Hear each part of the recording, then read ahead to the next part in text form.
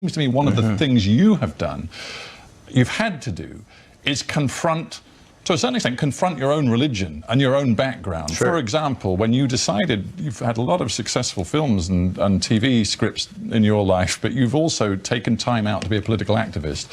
One of the things you were most active on was Proposition 8. That was the campaign by conservative-led groups to fight very hard to stop gay marriage happening in California, and for a while they were successful. And my church was leading the way financially. Exactly. Yeah. So you had to take the Mormons on, and you made a film about it, which to many people inside the faith that you had been born into was disgraceful, was a betrayal.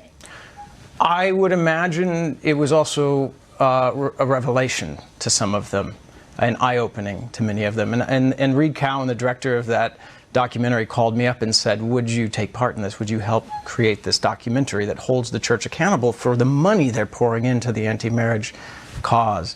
I was a bit nervous, and I did call my mom, and she said, oh boy, oh, here you go again. And I said, yeah, here I go again. But Mom, we're just looking to tell the truth.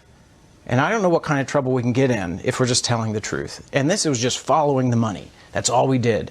And the surprising thing that happened on the other side of that wasn't attack from the Mormon Church, and I give them credit for this.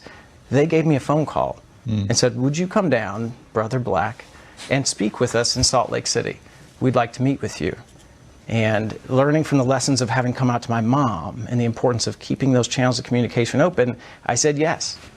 And I went to the Mormon Church with a few other folks and met with them, and they invited me to the Mormon Tabernacle Christmas Spectacular, which, if you know the Mormon Church, it's like the Oscars of Mormondom. It's the biggest night of the year, and it is fabulous, the show that they put on.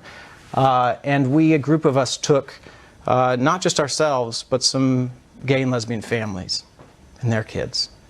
And what became very evident to the leadership of the church who were with us was that those lesbians and their kids, they were having just as much trouble keeping those kids quiet as the straight couples.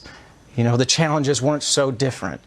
And I'll never forget the white-haired man, one of the leaders of the public relations department of the church, took my hand on the walk out of there. It means a lot to me. And he said, Brother Black, do you want to have a family one day? And I said, yes, I do, of course. I grew up Mormon. I want like 12 or 20 kids. Like, you can take the kid out of the church, but come on. And he just got tearful. He got teary-eyed. And he said, I didn't realize that. And what became clear in the subsequent conversation was that he thought our mission to win marriage was about deinstitutionalization, about breaking down this institution that the Mormon Church holds dear. And what they learned in those days and weeks was that, no, we want our families protected and respected, our kids protected in the same way as straight families' kids. And that's really the bottom line.